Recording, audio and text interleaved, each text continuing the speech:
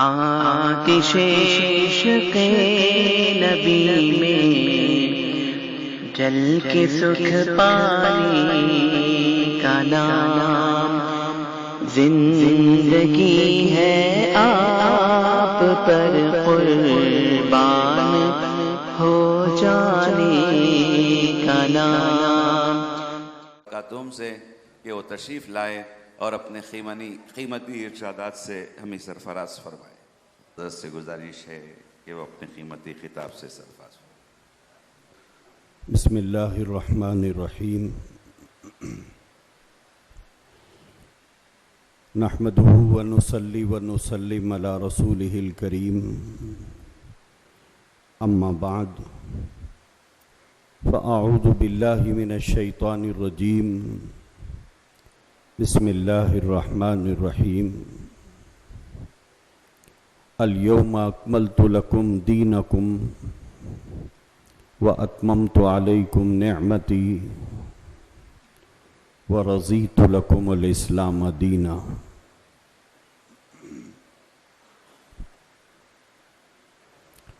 وقال النبی صلی اللہ علیہ وسلم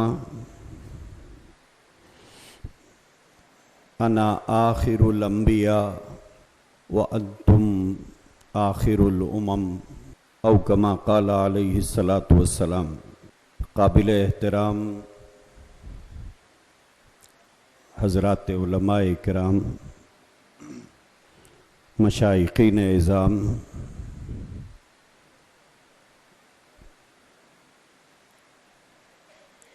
معززین شہر، خطباء و علماء کرام،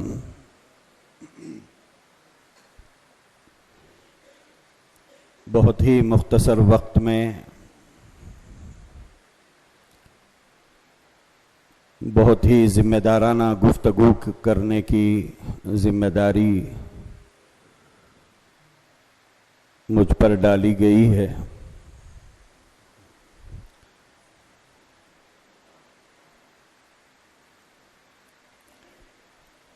عزیزان محترم، جو بات آپ حضرات کو اس وقت سمجھنے کی ہے،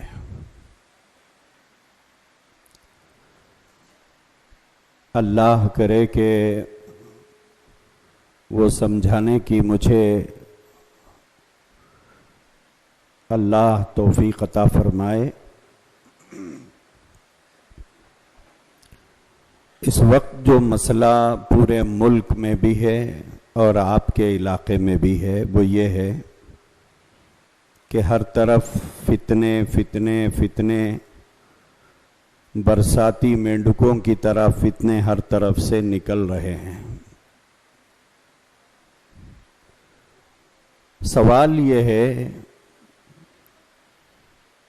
کیا ہر کلمہ پڑھنے والا آدمی مسلمان ہے؟ یہ ہے وہ بنیادی سوال جسے سمجھنے کی ضرورت ہے۔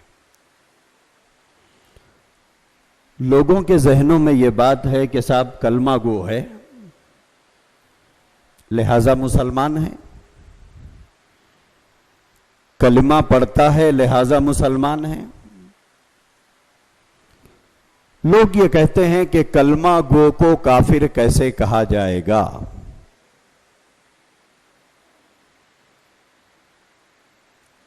کلمہ گو کو کافر کیوں کہا جاتا ہے؟ لیکن کلمے کی آڑ میں جو گل کھلائے جا رہے ہیں، اس سے عوام کا ایک بڑا طبقہ ناواقف ہے کہ اس کلمے کی آڑ میں کیا کیا ہو رہا ہے۔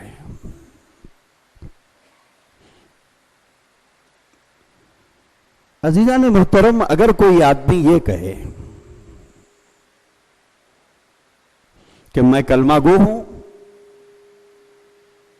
لہذا ہم کہتے ہیں کہ صاحب یہ تو کلمہ گو ہے، یہ تو کلمہ پڑھتا ہے، اسے مسلمان سمجھنا چاہیے۔ پنڈت دیانند سرسوتی نے ایک مرتبہ حضرت مولانا حبیب الرحمان صاحب لدھیانوی رحمۃ اللہ علیہ کے پاس بیٹھے ہوئے تھے. انہوں نے مولانا حبیب الرحمان لدھیانوی رحمۃ اللہ علیہ سے کہا کہ حبیب الرحمان صاحب، میں اللہ کو بھی مانتا ہوں، میں محمد کو بھی مانتا ہوں، میں دونوں کو مانتا ہوں، اللہ کو بھی مانتا ہوں، محمد صاحب کو بھی مانتا ہوں، پھر بھی میں آپ کی نظر میں مسلمان کیوں نہیں ہوں؟ حالانکہ میں اللہ کو مانتا ہوں، محمد صاحب کو بھی مانتا ہوں، لیکن پھر بھی آپ مجھے مسلمان سمجھنے کیوں تیار نہیں ہیں؟ ہندو دھرم کا بڑا آدمی تھا تو بر وقت جواب دینا مناسب سمجھ میں نہیں آیا حضرت مولانا حبیب الرحمان لدھیانوی رحمۃ اللہ علیہ کو. تو انہوں نے کہا کہ میں اس کا جواب تمہیں بعد میں دوں گا. اس کے بعد حضرت مولانا حبیب الرحمان لدھیانوی رحمۃ اللہ علیہ مناظر اسلام حضرت مولانا منظور نعمانی رحمۃ اللہ علیہ کے پاس تشریف لائے اور لا کر حضرت کی خدمت میں عرض کیا کہ مجھ سے اس طرح کا سوال کیا گیا ہے، میں انہیں کیا جواب دوں اس بات کا؟ اس موقع پر حضرت مولانا منظور نعمانی رحمۃ اللہ علیہ نے مولانا حبیب الرحمان لدھیانوی رحمۃ اللہ علیہ سے فرمایا کہ آپ بہت مختصراً اسے جواب دے دیجئے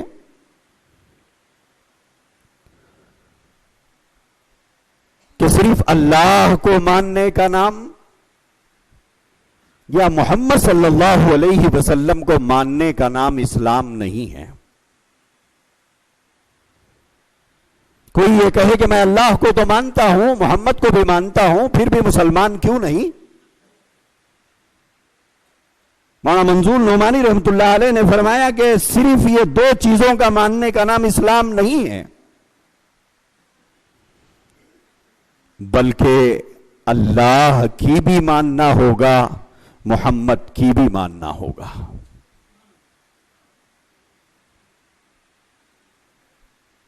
اگر کوئی اللہ کو مانے، اللہ کی نہ مانے، اگر کوئی محمد صلی اللہ علیہ وآلہ وسلم کو مانے، محمد صلی اللہ علیہ وسلم کی نہ مانے،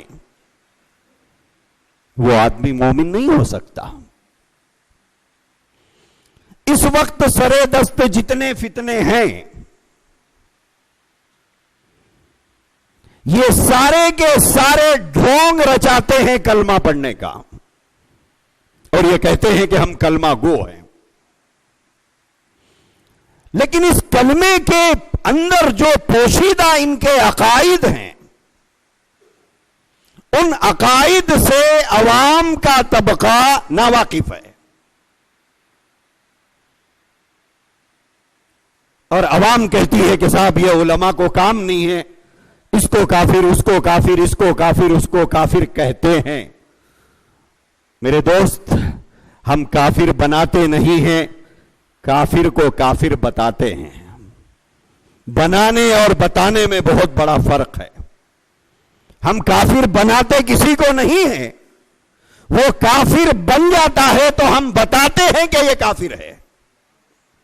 بنانے اور بتانے میں بہت بڑا فرق ہے. آدمی اپنے عقائد کی وجہ سے یا بدعقیدگی کی وجہ سے خود دائرہ اسلام سے اگر نکل جاتا ہے تو ہم صرف بتاتے ہیں کہ یہ دائرہ اسلام سے نکل گیا ہے. اس وقت سارا مسئلہ عقائد کا ہے، فساد عقائد کے اندر ہے، اور عقائد کے فساد کے بعد اعمال کسی کام کے نہیں ہیں. اعمال کسی کام کے نہیں ہیں. اور عقائد کیسے ہونا چاہیے؟ عقائد طے کر دیے گئے ہیں. اہل السنت والجماعت کے جو عقائد ہیں، اگر کوئی آدمی ان عقائد پر قائم اور دائم ہے وہی مسلمان ہے. لیکن اہل السنت والجماعت کے عقائد سے ہٹ کر اگر کوئی نیا نظریہ قائم کر لیتا ہے، کوئی نیا عقیدہ قائم کر لیتا ہے، اپنا کوئی نیا تصور قائم کر لیتا ہے، تو وہ آدمی مسلمان تو نہیں ہے. جیسے اگر کوئی آدمی یہ کہے کہ میں اللہ کو تو مانتا ہوں، میں اللہ کو مانتا ہوں، لیکن میں اللہ میں وہ اللہ کو نہیں مانتا جو مسلمان جس اللہ کو مانتے ہیں. مسلمان جس اللہ کو مانتے ہیں میں اس اللہ کو نہیں مانتا. میں نبی کو مانتا ہوں لیکن اس نبی کو نہیں مانتا جس کو مسلمان نبی مانتے ہیں. تو ہم یہ کہتے ہیں آپ سب کچھ ہو سکتے ہیں مسلمان کے سوا. وہ کہے کہ میں اللہ کو تو مانتا ہوں لیکن مسلمان جس اللہ کو مانتے ہیں اسے اللہ نہیں مانتا. میں نبی مانتا ہوں لیکن اس شخصیت کو میں نبی نہیں مانتا جس کو مسلمان نبی مانتے ہیں. یا پھر یہ کہے کہ میں اللہ کو رحمان بھی مانتا ہوں، رحیم بھی مانتا ہوں، غفار بھی مانتا ہوں، ستار بھی مانتا ہوں، قدیر بھی مانتا ہوں، قادر بھی مانتا ہوں، لیکن میں اللہ کو ایک نہیں مانتا. میں سب کچھ مانتا ہوں، اللہ کو خالق بھی مانتا ہوں، مالک بھی مانتا ہوں، سب کچھ مانتا ہوں، لیکن اللہ کو ایک نہیں مانتا. کیا ایسا آدمی مسلمان ہو سکتا ہے؟ یا پھر جناب محمد رسول اللہ صلی اللہ علیہ وآلہ وسلم کے بارے میں یہ عقیدہ رکھے کہ میں جناب محمد رسول اللہ صلی اللہ علیہ وسلم کو نبی بھی مانتا ہوں، رسول بھی مانتا ہوں، امام الانبیاء بھی مانتا ہوں، سید الانبیاء بھی مانتا ہوں، سید ولد آدم بھی مانتا ہوں، میں بشیر بھی مانتا ہوں، میں نذیر بھی مانتا ہوں، میں شافی محشر بھی مانتا ہوں، میں رحمت للعالمین بھی مانتا ہوں، میں صرف آپ کو خاتم النبیین نہیں مانتا. میں آپ کو آخری نبی نہیں مانتا، باقی سب کچھ مانتا ہوں. تو کیا ایسا آدمی مسلمان ہو سکتا ہے؟ کلمہ گو ہے، کلمہ پڑھ رہا ہے، لیکن یہ کہہ رہا ہے کہ میں اللہ کو ایک نہیں مانتا. اللہ کو اللہ مانتا ہوں لیکن اسے وحدہ لا شریک نہیں مانتا.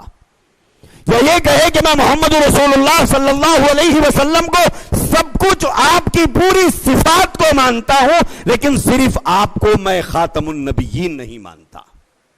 کیا ایسا آدمی مومن ہوگا؟ ایسا آدمی مومن نہیں ہو سکتا.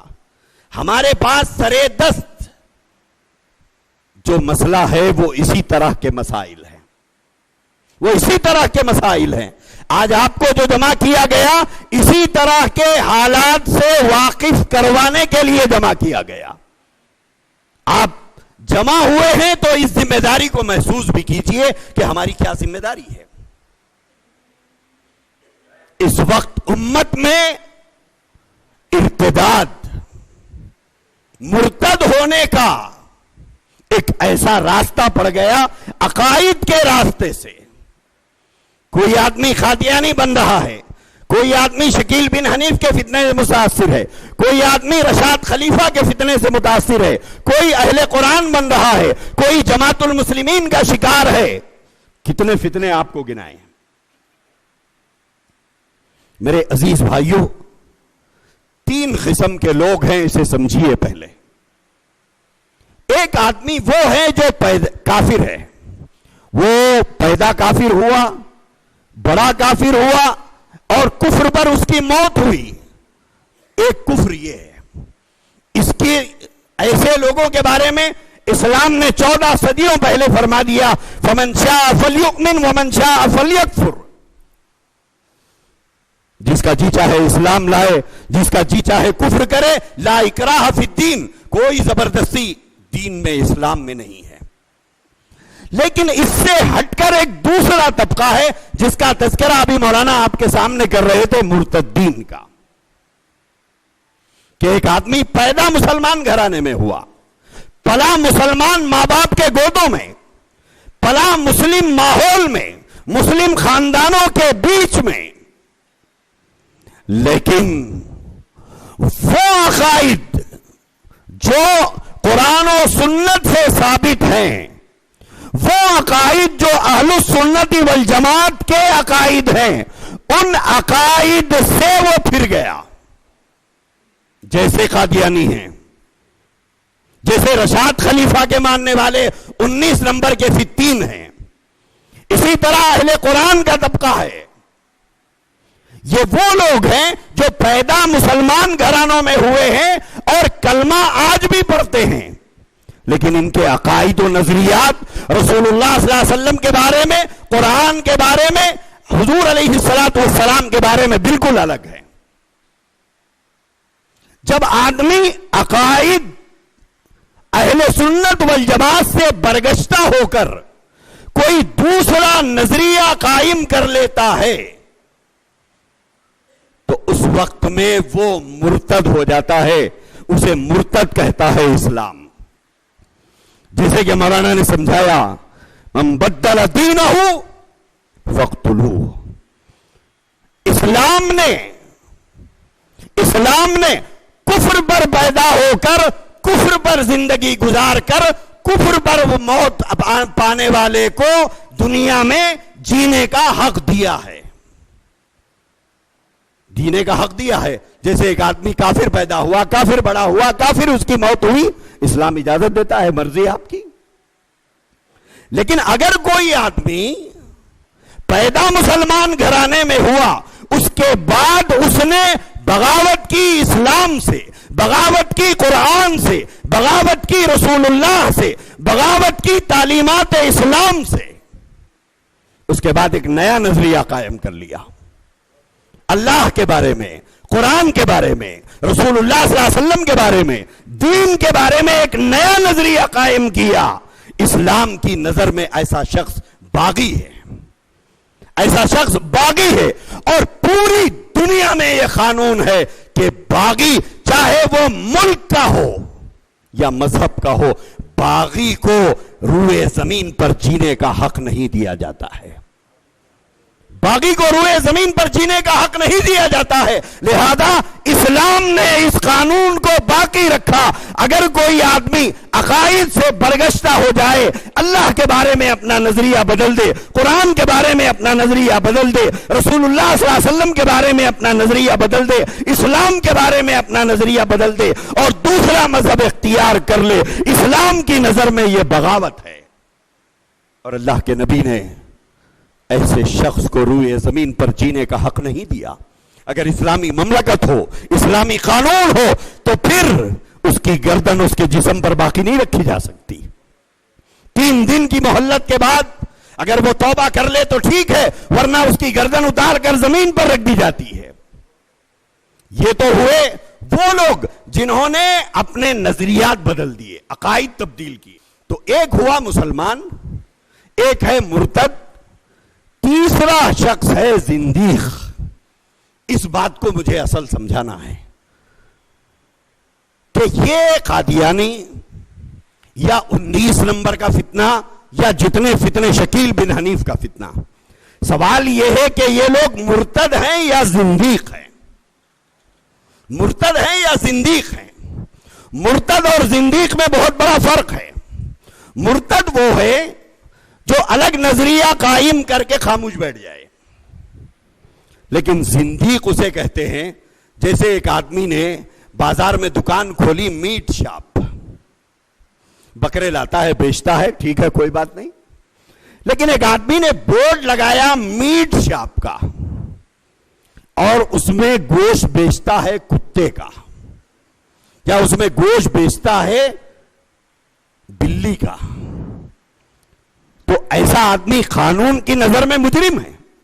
کیوں؟ اس لیے کہ وہ فراڈ کر رہا ہے، وہ دھوکہ دے رہا ہے، وہ دغا کر رہا ہے اپنے گاہکوں کے ساتھ. بورڈ ہے میٹ کا اور گوشت بیچ رہا ہے ڈاگ کا، کتے کا گوشت بیچ رہا ہے. اسلام کی نظر میں زندیق کسے کہتے ہیں؟ زندیق اسے کہتے ہیں جو آدمی کفر کو اسلام بنا کر پیش کرے، ہے تو کفر لیکن پیش کر رہا ہے اسے اسلام کے نام سے، یہی کام کرتے ہیں قادیانی، یہی کام کرتے ہیں 19 نمبر کے لوگ، یہی کام کرتے ہیں شکیل بن حنیف کے ماننے والے لوگ، یہی کام کرتے ہیں اہل قرآن کا طبقہ۔ وہ جو کچھ پیش کر رہے ہیں نہ اس کا ثبوت قرآن میں ہے، نہ اس کا ثبوت صحابہ حضور کی احادیث میں ہے، نہ اس کا ثبوت صحابہ کی زندگی میں ہے، نہ اہل السنت والجماعت کے عقائد میں اس کا تذکرہ ہے، لیکن یہ لوگوں کے سامنے جا کر پیش کر رہے ہیں کہ یہ اسلام ہے۔ اس کو نام دیا گیا زندیقیت کا۔ سیدنا امام مالک رحمت اللہ علیہ نے سے جب زندیق کی توبہ کے سلسلے میں پوچھا گیا کہ حضرت اگر زندیق توبہ کرنا چاہے تو کیا حکم ہے، سیدنا امام مالک رحمت اللہ علیہ نے فرمایا زندیق کی توبہ قابل قبول نہیں ہے، زندیق کی توبہ قابل قبول نہیں ہے۔ امام مالک نے فرمایا جیسے زانی کی توبہ قابل قبول نہیں ہے، جیسے سارق کی توبہ قابل قبول نہیں ہے۔ اگر کوئی زنا کرے، اگر شادی شدہ ہے تو توبہ کرے تب بھی رجم کیا جائے گا، اگر غیر شادی شدہ ہے تب بھی اسے کوڑے مارے جائیں گے۔ توبہ کا معاملہ اس کے اور اللہ کے درمیان میں ہے، لیکن اسلامی حد اس پر جاری کی جائے گی۔ معاف نہیں کیا جائے گا کہ زانی یہ کہے کہ میں نے توبہ کر لیا ہے، چور یہ کہے کہ میں نے توبہ کر لیا ہے۔ ٹھیک ہے، توبہ کا معاملہ آپ کے اور اللہ کے درمیان میں ہے، لیکن اسلامی حد تمہارے اوپر جاری ہوگی۔ امام مالک رحمت اللہ علیہ نے زندیق کے بارے میں فرمایا کہ زندیق کی توبہ قابل قبول نہیں، زندیق واجب القتل ہے۔ میرے عزیز دوستو، اس وقت یہ فتنے کس طرح سے سرگرم ہیں، ایک دو مثالیں آپ کو دیتا ہوں۔ جیسے قادیانیت کے بارے میں مجھ سے کہنے کے لیے کہا گیا، آپ کے اس ضلع میں شاید قادیانیت موجود نہیں ہے، لیکن آپ کے تمل ناڈو کے وہ علاقے جہاں اردو نہیں بولی جاتی ہے وہاں بہت بڑی تعداد میں یہ لوگ پائے جاتے ہیں، بہت بڑی تعداد میں پائے جاتے ہیں۔ ادھر کے علاقوں میں نہیں ہے، لیکن میلاپالم وغیرہ کے علاقے کے اندر بہت بڑی تعداد ان کی پائی جاتی ہے۔ کیا نظریات ہیں، کیا عقائد ہیں؟ 1840 میں یہ شخص پیدا ہوا تھا، 1908 میں اس کی وفات ہوئی، 1908 میں اس کی وفات ہوئی۔ اس مذہب کو 108 سال ہو گئے ہیں لگ بھگ، یا 110 سال ہو گئے ہیں پیدا ہوئے۔ اس شخص کا دعویٰ، اس کے کئی دعوے تھے، میں سارے دعوے چھوڑ کر صرف ایک دعوے پر گفتگو کروں گا۔ یہ شخص پنجاب کا رہنے والا تھا، ہندوستان میں پنجاب۔ اس نے کئی دعوے کیے، اس میں ایک دعویٰ یہ کیا کہ میں نبی ہوں۔ اکثر لوگ یہ کہتے اور سمجھتے ہیں کہ بہت سے اہل علم کا طبقہ بھی مرزا غلام احمد قادیانی کے اس دعوے سے ناواقف ہے، اور کچھ واقف بھی ہیں، کچھ ناواقف بھی ہوں گے۔ مرزا غلام احمد قادیانی کو لوگ یہ سمجھتے ہیں کہ ایک جھوٹا نبی ہے، ایک جھوٹا نبی ہے۔ میرے بھائیوں اور قابل قدر خصوصیت کے ساتھ علماء اکرام، مرزا غلام احمد قادیانی صرف نبوت کا دعوے دار نہیں تھا، مرزا غلام احمد قادیانی صرف نبوت کا دعوے دار نہیں تھا، مرزا غلام احمد قادیانی عین محمد ہونے کا دعوے دار تھا۔ مرزا غلام احمد قادیانی عین محمد ہونے کا دعوے دار تھا۔ وہ کس طرح سے؟ اب آئیے، جیسے میں نے کہا تھا، کیا ہر کلمہ پڑھنے والا مسلمان ہوگا؟ مرزا غلام احمد قادیانی کا ماننے والا ایک شخص مرزا غلام احمد قادیانی کے بیٹے بشیر الدین ایم اے سے ایک سوال کیا۔ وہ سوال یہ کیا کہ جب مرزا صاحب نبی ہیں، نبی ہونے کے دعوے دار ہیں، تو پھر ہم وہ کلمہ کیوں پڑھتے ہیں جو کلمہ مسلمان پڑھتے ہیں؟ ہمارا الگ سے کلمہ کیوں نہیں ہے؟ کیونکہ کلمے کا جزو اول تو شروع سے ایک ہی رہا، لا الہ الا اللہ۔ دوسرا جز جو ہے کلمے کا یہ تبدیل ہوتا رہا، ہر نبی کی امت ان کا کلمہ پڑھتی رہی، ان کی نبوت اور ان کی رسالت کی گواہی دیتی رہی۔ تو لا الہ الا اللہ تو ہمیشہ سے رہا. ہم محمد رسول اللہ پڑھتے ہیں. موسیٰ کی امت موسیٰ کا کلمہ پڑھتی تھی, عیسیٰ کی امت عیسیٰ پر ایمان لاتی تھی. تو پوچھنے والے نے پوچھا کہ ہم وہ کلمہ کیوں پڑھتے ہیں جو مسلمان پڑھتے ہیں, پھر ہمارا کلمہ کہاں ہے؟ بہت معقول سوال تھا اس کا. تو مرزا غلام احمد قادیانی کے بیٹے بشیر احمد امے نے اس کا جواب دیا ہے. اگر کوئی اس جواب کو دیکھنا چاہے تو آپ دیکھ سکتے ہیں ریویو آف ریلیجس, یہ کتاب ہے بشیر احمد امے کی, اس میں آپ کو یہ جواب مل جائے گا.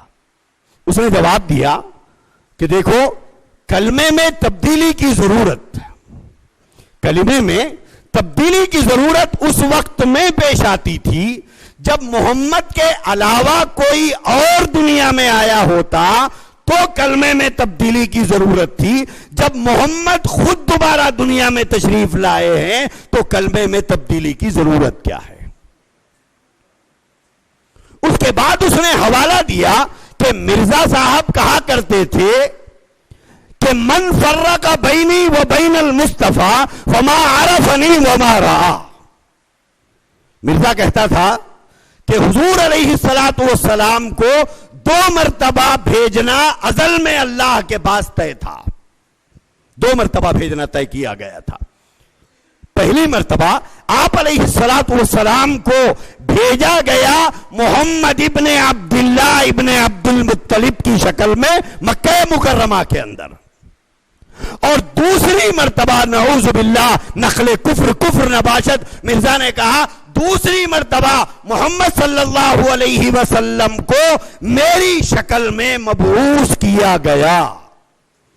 اس نے کہا کہ جس نے مجھ میں اور مصطفیٰ میں فرق کیا گویا اس نے مجھے پہچانا نہیں. اس نے کہا کہ سارا وجود ہی وجود ہو, محمد کا وجود میرا وجود ہے, میرا وجود محمد کا وجود ہے. یہ ہے قادیانیت کی زندیقیت, یہ ہے قادیانیت کا کفر. لیکن آپ ان کی عبادت گاہوں پر دیکھیں گے لا الہ الا اللہ محمد رسول اللہ لکھا رہے گا. ان کے پرچوں پر دیکھیں گے لا الہ الا اللہ محمد رسول اللہ رہے گا. ان کی کتابوں پر دیکھیں گے لا الہ الا اللہ محمد رسول اللہ رہے گا. لوگ بالخصوص عصری تعلیم یافتہ لوگ کہتے ہیں کہ صاحب آپ کہتے ہیں کہ وہ حضور کو نہیں مانتے, دیکھیے ان کی عبادت گاہ پر کلمہ لکھا ہوا ہے. لیکن اس تہ میں چھپے ہوئے رازوں کو کون جانے؟ میرے عزیز بھائیوں اور بزرگوں, اس طرح سے اس زندیقیت کو پھیلایا جا رہا ہے. اور ہمارے نوجوان اسلام کے نام پر کھچ کر ادھر جا رہے ہیں. کوئی 19 نمبر کے فتنے کا شکار. ایک زمانے میں نے سنا تھا کہ ویلور کے علاقے میں 3 گھر 4 گھر موجود ہیں. کل رات گفتگو ہو رہی تھی تو پتا چلا کہ یہاں پر 35 گھر ہو گئے ہیں 19 نمبر کے ماننے والوں کے. 35 گھر ہو گئے, گویا 35 گھر مرتد ہو گئے, 35 گھر زندیقیت کا شکار ہو گئے, 35 گھر والوں نے جہنم میں جانا اپنے لیے خود طے کر لیا ہے. ہو سکتا ہے اس میں کوئی ہمارا رشتہ دار ہو سکتا ہے کوئی ہمارا پڑوسی ہو سکتا ہے کوئی ہمارا دوست ہو سکتا ہے کوئی ہمارا سسرالی رشتہ دار ہو. کیا اس وقت میں ہماری ذمہ داری نہیں بنتی؟ کیا اس جہنم کی طرف جانے والوں کو جانے دیا جائے گا؟ اگر رسول اللہ صلی اللہ علیہ وسلم موجود ہوتے تو کیا ان کو اسی حال پر چھوڑ دیتے جس حال پر ہم نے انہیں امت کو چھوڑ دیا ہے؟ کیا صحابہ اکرام زندہ ہوتے تو کیا صحابہ اکرام اس بات کو گوارا کرتے تھے؟ قابل قدر بزرگوں اور قابل قدر علماء کرام, اس وقت ضرورت اس بات کی ہے کہ بڑے حضرات عمائدین شہر چوکنا رہیں اپنے محلوں کے اندر کہ ہمارے محلوں میں کہیں دبے پاؤں یہ فتنے داخل تو نہیں ہو رہے ہیں. ابھی بہار کا ایک شخص ابھی زندہ ہے موجود ہے جو پورے ملک کے لیے درد سر بنا ہوا ہے, پورے ملک کے لیے درد سر بنا ہوا ہے. شکیل بن حنیف, بہار کا رہنے والا, دربھنگے کے علاقے کا رہنے والا, جو اس بات کا دعوے دار ہے کہ میں مہدی ہوں, میں مسیح ہوں, میں عیسیٰ ہوں. آپ سمجھ رہے ہوں گے کہ اس الو کو کس نے قبول کیا؟ ایسے بہت الو ہے دنیا میں. یہاں تو خدا پیدا ہو جائے تو اس کی بھکتی کرنے والے پیدا ہو جاتے ہیں. ہمارے ملک کی مٹی بڑی عجیب ہے. یہاں کوئی خدائی کا دعویٰ کرے تو اسے بھکت ملتے ہیں, نبوت کا دعویٰ کرے اسے امتی مل جاتے ہیں. اس مٹی کی خاصیت ہے.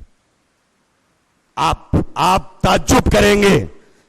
میں پوری ذمہ داری کے ساتھ, ایسا نہیں کہ سنی سنائی باتیں میں نے کہا, میں کہہ رہا ہوں ملک کے کونے کونے میں پھر کے آیا ہوں کہ ملک کے کونے کونے میں ہزاروں نوجوان, سووں نہیں ہزاروں نوجوان اس بہار کے پیدا ہونے والے شکیل بن حنیف کو عیسیٰ مسیح مان چکے ہیں.